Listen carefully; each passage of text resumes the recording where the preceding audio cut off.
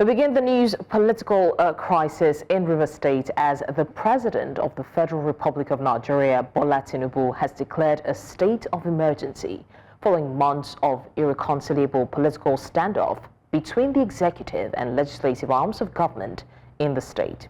Now, in a televised press conference on Tuesday, President Tinubu evoked Section 305, subsection 5 of the 1999 Constitution as amended, and declared Governor Siminalayi Fubara, his deputy Ngozi Odu, and all the members of the House of Assembly suspended for an initial period of 6 months. The president subsequently appointed retired Vice Admiral Ibokete Ibas as administrator for Rivers State. President Tinubu's proclamation follows a high-level emergency meeting involving top officers of the National Assembly and security chiefs at the presidential villa in Abuja, amid news of twin explosions that rocked the Trans-Niger pipeline in Bodo community, Gokana local government area of the state on Tuesday.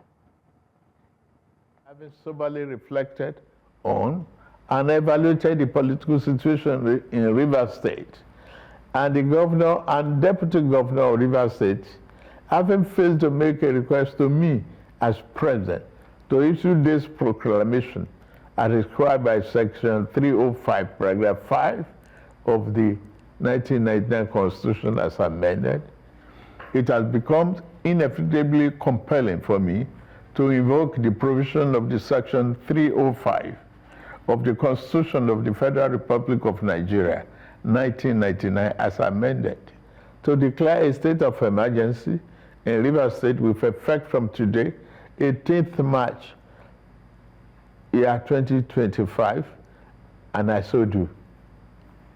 By this declaration, the governor of Rivers State, Mr. Siminalayi Fubara, his deputy, Mrs. Ngozi Odu, and all elected members of the House of Assembly State are hereby suspended for an initial period of 6 months.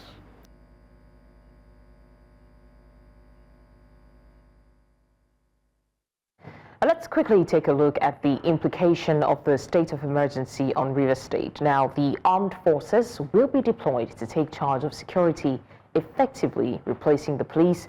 Security personnel will have the authority to conduct searches without warrant. Individuals suspected of wrongdoing can be arrested and detained without being formally charged. Special laws may be enacted to punish those who violate emergency rules.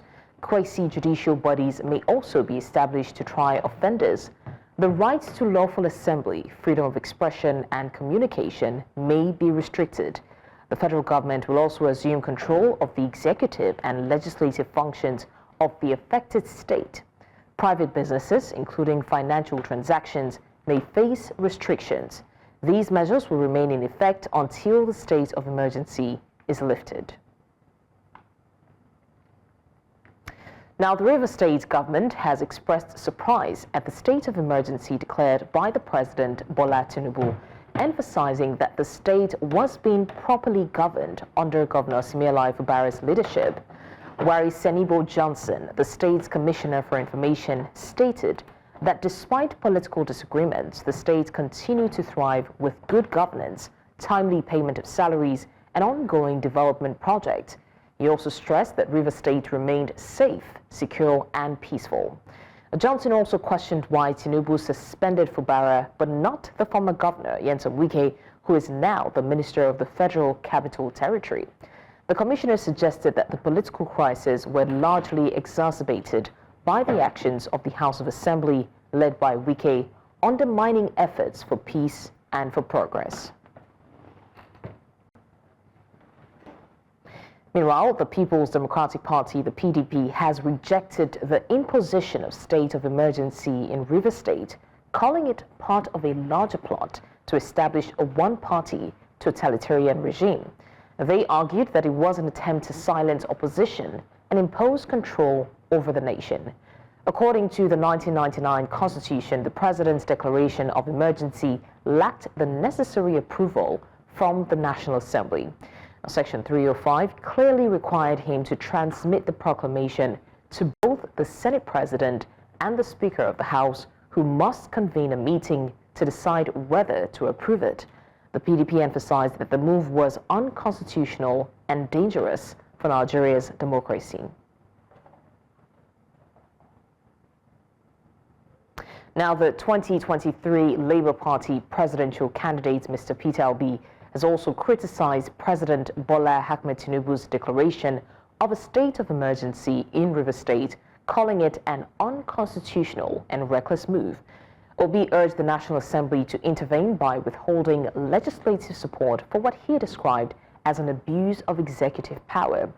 In a tweet on his X handle on Wednesday, Obi criticized the president's decision and the subsequent removal of Rivers State Governor Siminalayi Fubara, warning that such actions could foster a dangerous culture of impunity and weaken Nigeria's democracy.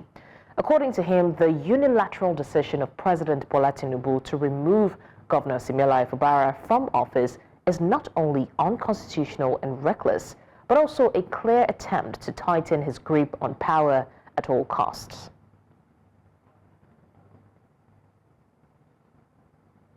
Still on the same matter, the Nigerian Bar Association (NBA) has joined the list of groups frowning at the suspension of the Rivers State Governor Siminalayi Fubara, his deputy. In a statement posted on his X page, Afam Osigwe, a senior advocate of Nigeria and the president of the NBA, argued that while Section 305 of the 1999 Constitution grants the president authority to declare a state of emergency, it also establishes strict conditions and procedural safeguards to protect democratic governance and fundamental rights. The NBA emphasized that the Constitution does not grant the president power to unilaterally remove elected officials under the guise of a state of emergency. According to the NBA, Section 188 of the Constitution specifies the process for the removal of a governor and deputy governor, while the removal of House of Assembly members must adhere to constitutional and electoral guidelines. It further clarified that a state of emergency does not dissolve or suspend elected state governments, and any attempt to do so amounts to an unconstitutional usurpation of power. The association also questioned whether the political tension in Rivers State meets the constitutional threshold for such drastic measures, noting that political disagreements, legislative conflicts, or executive legislative tensions are not grounds for declaring emergency rule. Now, still on the declaration of the state of emergency in Rivers State, we have our correspondent who is currently on ground, Ni Omoni, who will be giving us more updates on that, and we'll be joining him right about now. All right, Ni Omoni is News Central's correspondent who's currently in Rivers State to give us updates. Ni, you are in Rivers State and you have been following the situation. What does it look like now politically in the state? I'm very sure there's tension. What is the level of tension in the state, and what are the people saying? Yes, there is a lot of calm in the state from our own observation and from the things we've seen. And we've reported earlier how normalcy has returned to the state. In front of the government house, where we earlier heard about military presence, by the time we got there this morning, we didn't see any military presence there. We can neither also confirm if the Governor Fubara, is also at the government house. And we were having a discussion earlier with our Rivers State correspondent, Biola, who mentioned about how skeptical people of Rivers are to speak because of the presence of the military they saw yesterday. Everyone is a little bit tensed. Some people are worried about the situation on ground. However, they are going about their normal duties. However, I want to pick your attention to what is happening behind me here. On our way to a more crowded environment, we saw an event going on which talks about Rivers Women Unite for SIM. And I have Biola on standby with one of the stakeholders ready to speak. Biola, over to you.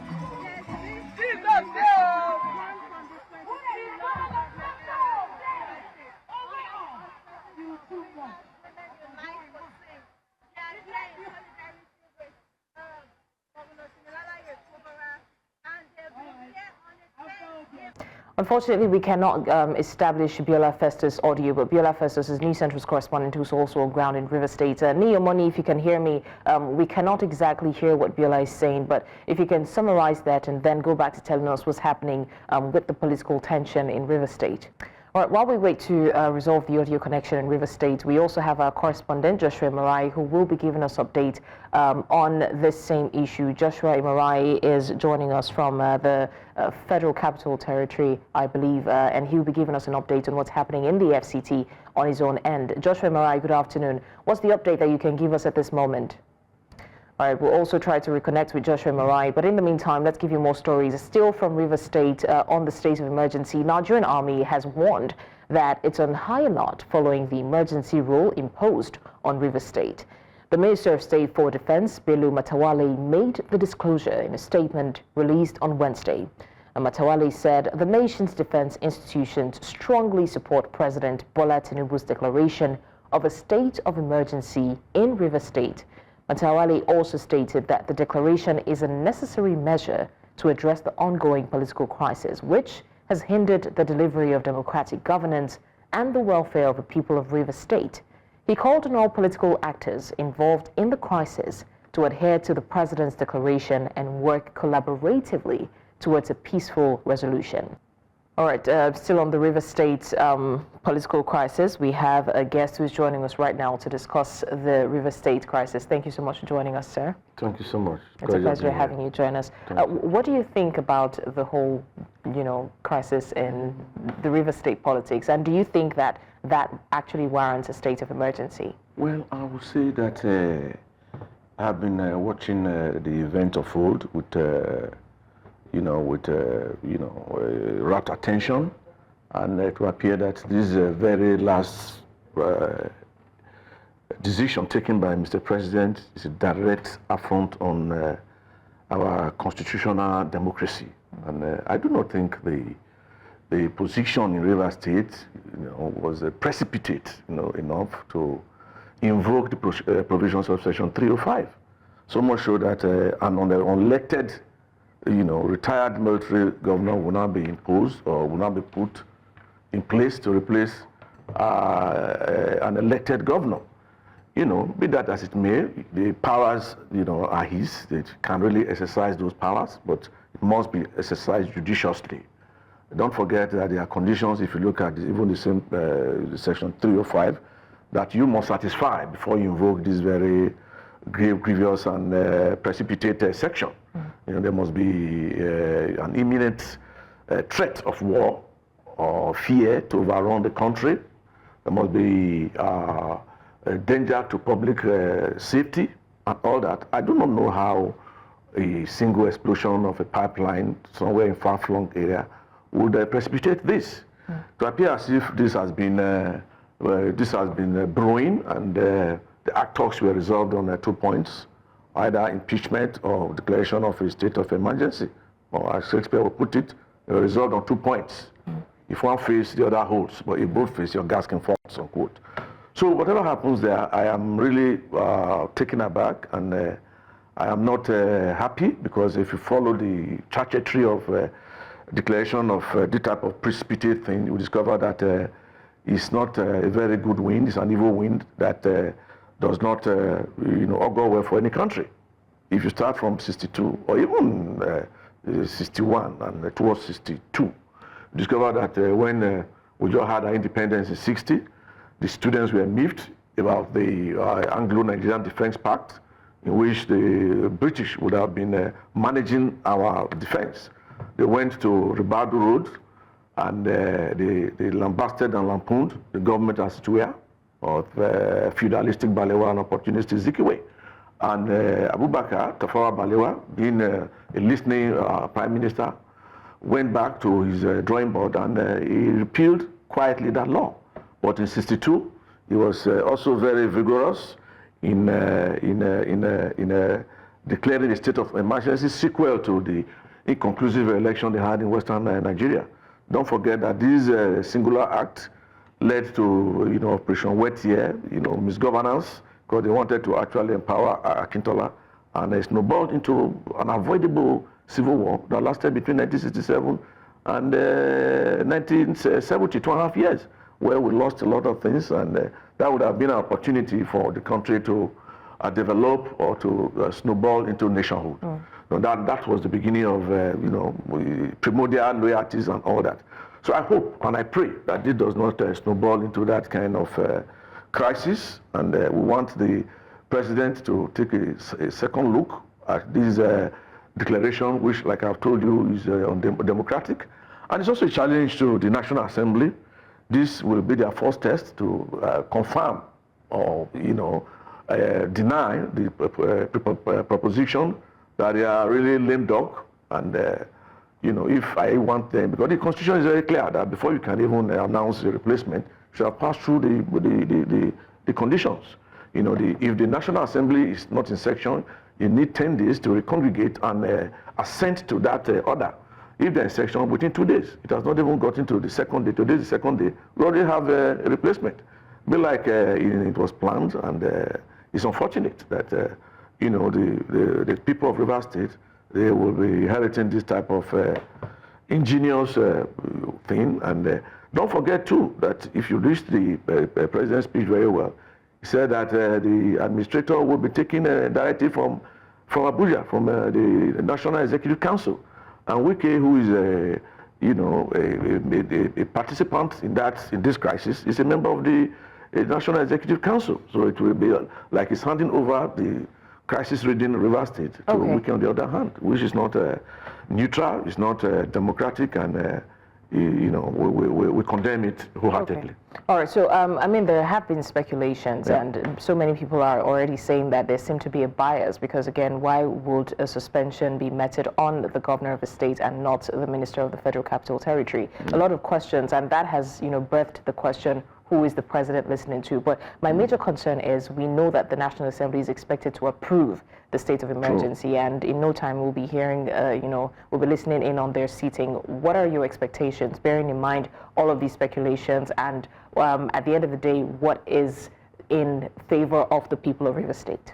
Well, I think I've said this, and I want to repeat it the umpteenth time, that this is the first test of the potency of the National Assembly. I want the National Assembly led by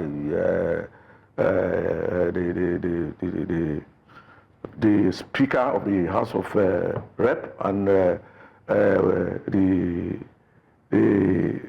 Senate President to really hold a very, very transparent section and ensure that this Section 305, as invoked by the President, suffers the violent hammer of dismissal. Let them throw it out of the window. Then we are going to hail the 10th Assembly as being very potent and virile to take us to the next level. If they don't do this, then they have confirmed our fears that they are lame dog and they are dancing to the tune of the President, and that would be very regrettable. Right. Yeah. All right. Thank you so much, Abubakar Yusufu, the senior lawyer and president of the League of Patriotic Lawyers. Thank you for joining us to discuss this. Thank you. Thank you. And like you said, we'll see how that turns out. Thank you. Right about now, we will be going back to join our correspondent, Joshua Marai, who is in the Federal Capital Territory, to give us updates on the seating that we'll be expecting in no time. Joshua Marai, if you can hear me, what is the update in the FCT? What are we expecting? Well, good afternoon to you. Blessings from the Federal Capital Territory. Well, Nigerians are divided on the recent statement and speech that the president made yesterday. There are quite diverse opinions because this particular news has sent shockwave down to the spine of many Nigerians. I'm currently beside one of the newspaper stands, and there is a heated argument going on the legitimacy of the president suspending Fubara, the governor of Rivers State, and declaring the state of emergency. I have a couple of individuals here who want to speak on the issue and express what they think concerning the entire situation. Good afternoon, sir. Good afternoon. My name is Victor Sioku. Okay, well, what do you make of the entire situation right from yesterday when the president made the statement at 7 p.m. and he's saying that the governor of Rivers State is being suspended until 6 months, after which a next course of action will be made. What do you make of the entire situation? I think the president did not consult very well. I think so, because if you go to the Constitution, Section 305, you go and read and you find out that it will only take war for you to declare state of emergency. In Rivers State, there is no war ongoing. It will also take for the people of Rivers State to say, okay, they are creating danger to the existence of the country, our beloved country, Nigeria. And that is not what is happening in Rivers State. Well, we've heard from yesterday, we saw news flying around how some national assets, particularly oil pipelines, were blown up. Don't you think that is a particular perfect reason to call for a state of emergency? It is not, because crime happens every day. It is not. And let me also ask you, that those pipelines were blown, can't you also figure out that the state, the military now, they say they now have the power. What were they doing? What were the police doing? What were our secret service doing? That explosion would happen. Quite all right, good and fine. The president also made a point that I want to state out. He said that Fubara, the governor, yes, he's still the governor, that he did not do the right thing with respect to falling down the state assembly. I think that is a clear point. I do not support the governor in that regard. But then, we Nigerians will also forget the fact that those 27 lawmakers publicly came out to say that they were defecting. Nobody is talking about all that. But let me cut you there. But the Supreme Court now ruled on a consolidated ruling, stating that those people are still lawmakers representing the River State government and some people of the River State. And based on the evidence before the court, they have not decamped. There is no affidavit or sworn evidence that they've decamped. What do you make of that? So you think we should not also go from the angle of morality? These men, these adults, nobody pushed them. They are no children. Came out publicly, and now they are saying they should not be pointed. That no, they want us to erase what they have said. But now the figure man of the State House of Assembly, that's the Speaker, he's comfortable with this arrangement. The state of emergency has declared by President Tinubu. Now, don't you think that the House is comfortable, and that the only person that seems not to be comfortable who released a statement is the governor? Okay, why wouldn't because the governor was elected.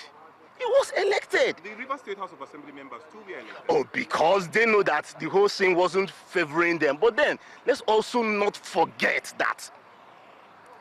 How did these men come in? The governor, the lawmakers, Nigerians, we should not be blind.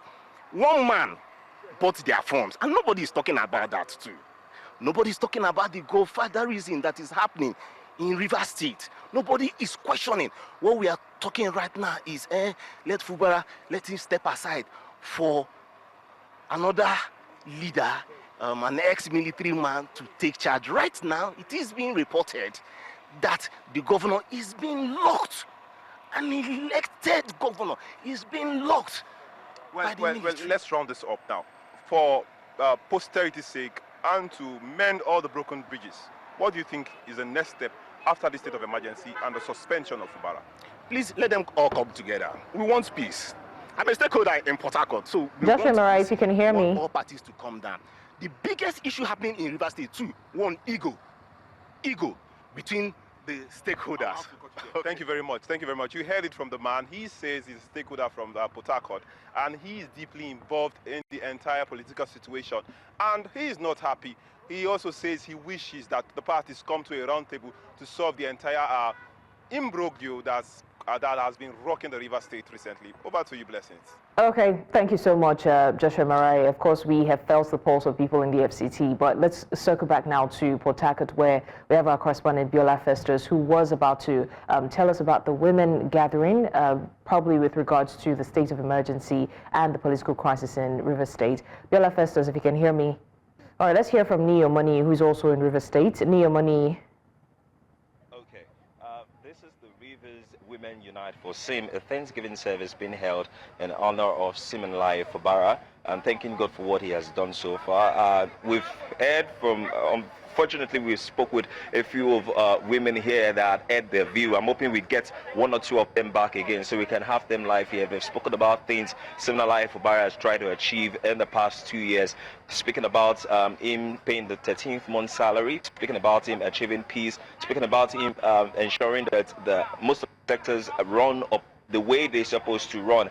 And these and more things they have suffered in the past administration, and they are saying that it's just quite unfortunate that the power mongers are the one trying to bring unrest in the state. And they also mentioned the fact that there has been peace for almost 20-something years. There has been no sort of explosion in the state until this whole part started. and it has been a major concern. I would like us to go a little bit closer so we can hear some of the sounds from those people and see what has been happening. Sorry, ma. Let's have your thoughts. We're speaking to her, right? Please, ma, let's have your thoughts on this because, good afternoon, ma. Let's start with your name. Okay, my name is Hadia Mariam Nasir Usman. Sorry, again, ma. Hadia Mariam Nasir Usman. Okay. President of Islamic Sisters Association, affiliate body of Rivers Women Unite for Sin. I'm quite surprised because it's not every time you find both religion coming together to stand with a particular purpose. Yes, we understand that it's the same God, don't get me wrong, but what I'm saying is that the unity here is quite awesome, and I want to believe it's for Governor Siminalayi Fubara. Why this Thanksgiving today? Okay, we're here to worship God with our women, Rivers Women Unite for Sin, because God is one everywhere, and we are here for peace. We've been doing this for long now, for more than 2 years now. We gather to worship God at the end, pray for our state, pray for the government, pray for ourselves, pray for River State at large. The Rivers Women Unite for Sin has no barrier. We work with all religion, all tribe of women. So far you're women in the state, you join the River State Unite for Sin to pray for the government. We know that we know what is happening in the states. Our women are not happy. Women are not happy. Whatever it is, we know that when things became tougher, God will intervene. We know that God will intervene. God will make peace in the state, and God will bring back our governor to us by the grace of God, because he knows what is hidden, he knows what is exposed. We have no weapon, cannot fight, but God can fight his battle. This is battle, we leave it for him. That is why we are here to join our sisters. A major concern, some will say, is that there has not been any sort of explosion in Rivers State for a very, very long time. And all of a sudden, this is happening now. Does that raise concern for you also in terms of security, especially for women and children? Yes, actually, but we are not scared because we know that our government cannot order anybody to do this. We've not been doing this and will not do it. So we know that what is happening, God knows where it comes from, and God will quench it, because it's not part of River State. Since this insertion of this government, nothing like explosion has happened. He has been calming people down not to take law into their hands. So what is happening now, they know where it comes from, but we know that it will not get to us. It will end where it starts, or it will go back to the sender, inshallah. If this group of women, lastly, if this group of women have the opportunity right now to see the president face to face, what would you be telling him right now? We'll cry to him. We'll let him know that what he's doing is not what is the action he has taken is not the action he's supposed to take. We appeal to him to bring back our dear governor back to us. Yes, because River State, we are peaceful people. We don't expect this kind of a thing to happen. River State Islamic Sisters Association, affiliate body of Rivers Women Unite for Sin. We've been praying for peace, and we'll continue to pray for peace. If we see the president as we talk now, we beg him to please bring back our governor. We beg him, please bring back our governor. That's what we're telling him, yes. As you've heard it from the Islamic president, bring back our governor is the mantra they are all saying. And we've not only heard it from her, we've heard it from every other person. In fact, let's come closer so you can see the scenery behind me here. Women are seated on the ground right now. You can see them calling on God, for the Christians, calling on Allah, for the Muslims right now, praying for peace and restoration of status quo back to River State. See them adorned in green attire, green and white attire, with the musician or the gospel artist, if I can mention, calling on the name of God and singing music, Christian or whatever sort of music they can sing to, call down the grace of God to bring peace to River State. And you can see them, different women, mothers of children, elderly ones, aged, seated on the floor right now, calling for peace. I'd like to leave those 30 seconds so this can sink in and we see the scenery and hear their clamor.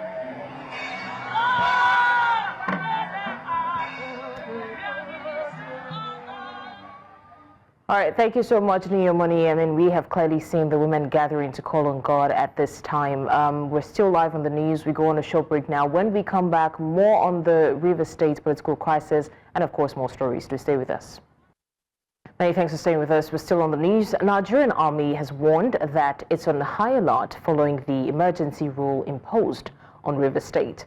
The Minister of State for Defense, Bello Matawalle, made the disclosure in a statement released on Wednesday. Matawalle said the nation's defense institutions strongly support President Bola Tinubu's declaration of a state of emergency in River State, Wale also stated that the declaration is a necessary measure to address the ongoing political crisis, which has hindered the delivery of democratic governance and the welfare of the people of Rivers State. Now, he called on all political actors involved in the crisis to adhere to the president's declaration and work collaboratively towards a peaceful resolution. Still on the state of emergency in Rivers State, let's take a look at the political and legal implications. I still have with me Abubakar Yusufu, who is still with us on the news as senior lawyer and the president of the League of Patriotic Lawyers. Thank you so much for still being here with us. Thank you. All right, so I did mention earlier that there are speculations that there seem to be a bias. Do you think that there seems to be a bias in this? I mean, is there a bias playing out in this? Yeah, well, if I don't have full facts, I will not be able to make a positive or informed opinion.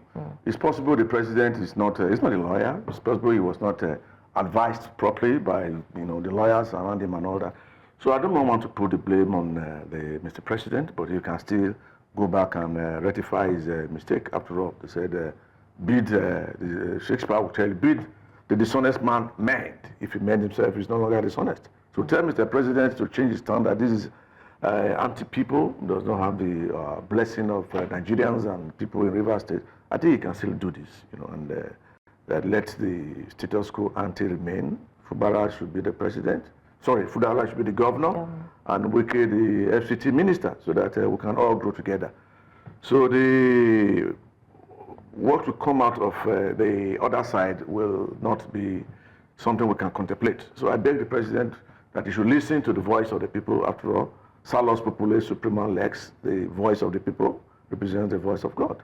Let him revisit this ill-advised Section 305 and return Fubara back and let the retired army officer go back to enjoy himself in retirement. Okay, play the political role. Still speaking on the Constitution, we know for a fact that the Nigerian Bar Association has challenged the president on constitutional ground for his actions, which is calling for a state of emergency in Rivers State. Aside the sentiment now, they have said over and over again that, number one, this is not grounds enough to declare a state of emergency, and then some other people have gone deeper into saying, okay, you cannot suspend, the governor for a certain amount of, for a certain period that long, and things like that.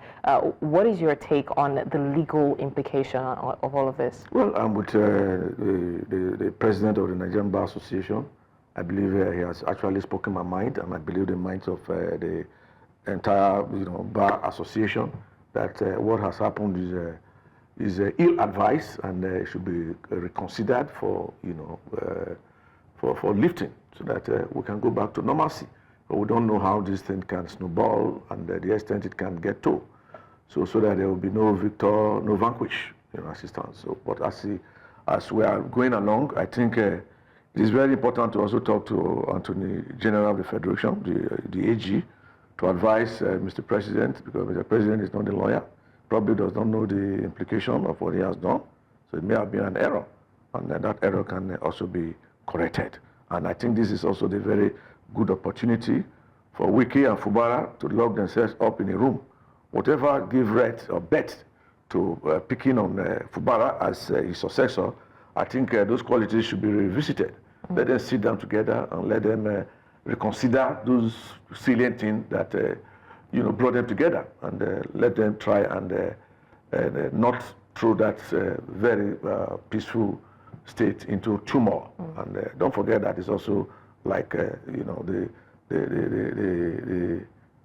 food, so to say, where the economy of the country is actually coming from. So if there is a disequilibrium in Rivers State, it's going to affect our very tender economy, and it's going to have a ripple effect on our both micro and macroeconomics.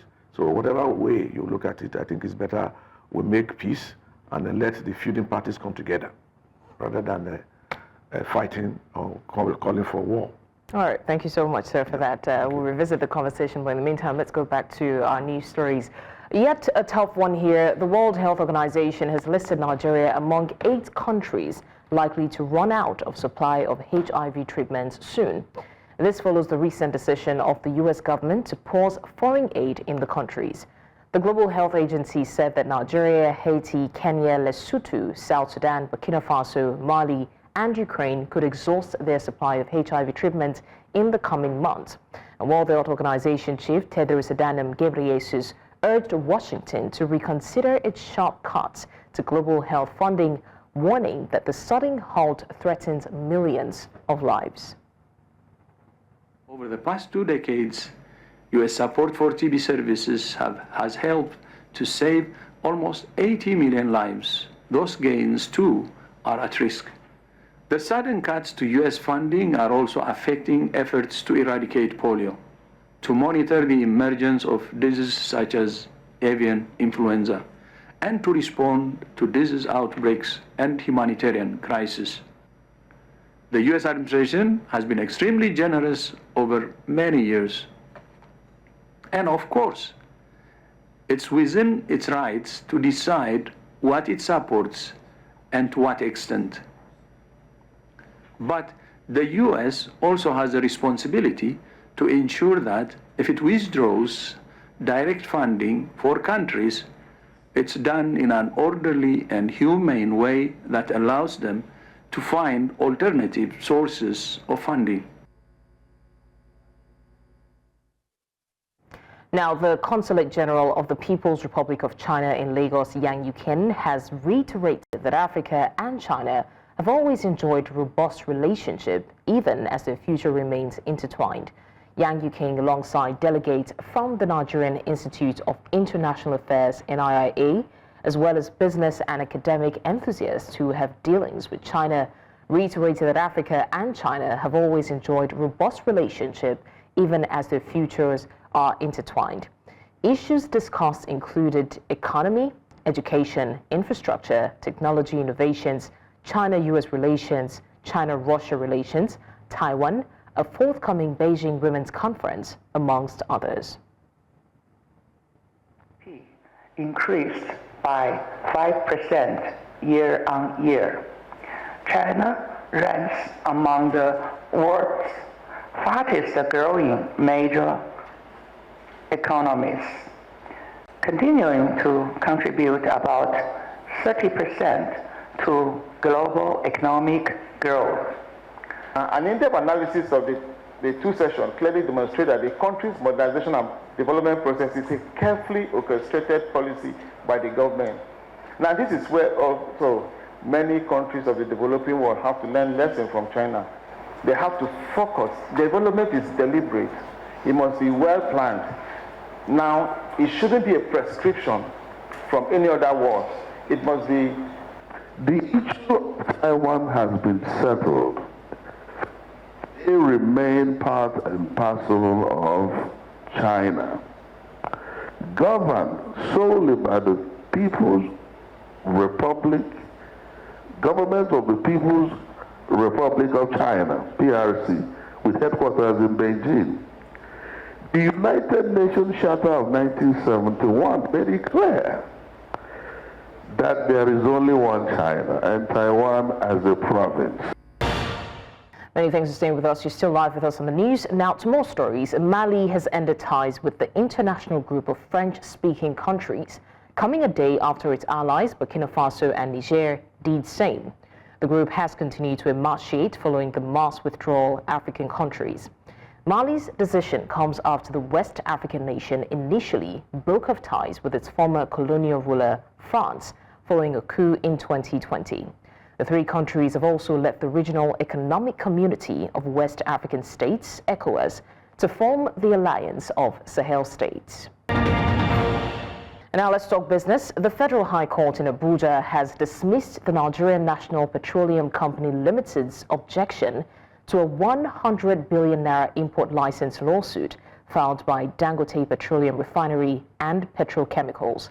Justice Ian Gekwo ruled that NNPCL's failure to submit a counter affidavit, opting instead for a preliminary objection, violated court proceedings. He criticized the company for breaching Order 16 of the Federal High Court rules, deeming their objection incompetent. Justice Ekwo also dismissed the Federal Competition and Consumer Protection Commission's request to join the lawsuit. He then adjourned the matter to May 6 for further mention. We're still talking business. MasterCard predicts a 6% rise in Nigeria's consumer spending by 2025, driven by remittance inflows. Now, this is according to its Economics Institute's 2025 Economic Outlook report. The analysis highlights key themes shaping Nigeria's economy, including shifts in monetary and fiscal policies. Nigeria's GDP is forecast to grow by 2.9%, slightly below the global average of 3.2%, reflecting both challenges and opportunities. This report, based on public data and sales insights, anticipates a move toward balanced growth and inflation rates, positioning Nigeria as a key player in Africa's evolving economic landscape.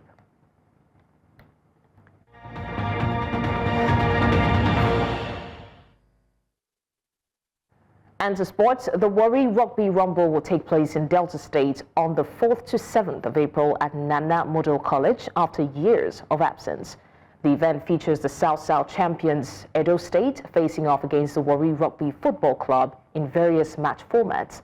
Edo State will use these games as preparation for their upcoming National Rugby League finals.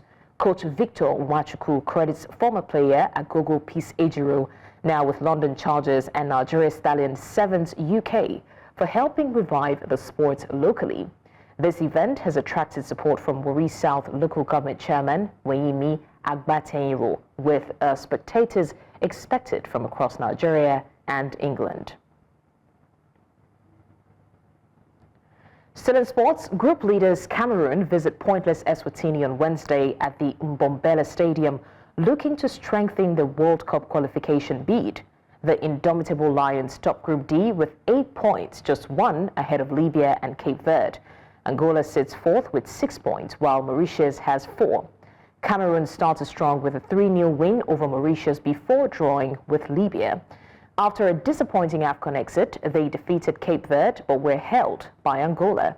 Since June, Cameroon has won 5 of 8 matches across competitions. Their only defeat came recently against Central African Republic.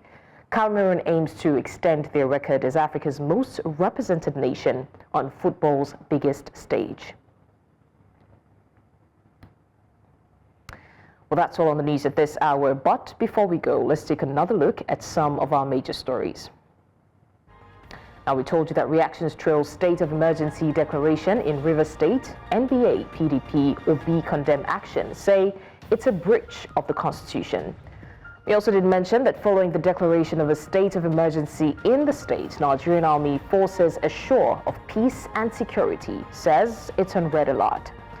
And finally, we told you RSF clashes with Army in Sudan leaves 50 dead within 1 week in Khartoum. Remember, you may send your eyewitness report to the WhatsApp number on the screen. Also, do follow us on social media. We are at News Central TV.